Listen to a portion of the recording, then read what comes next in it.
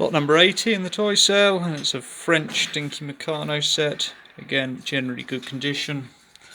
Similar on the lid, just a bit of wear to the corners, as one would probably expect for something of this age.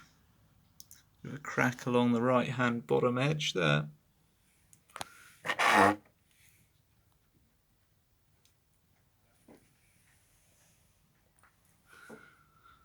The aircraft themselves, a little bit of cracking around the engine cowling and the nose of the Hanriot.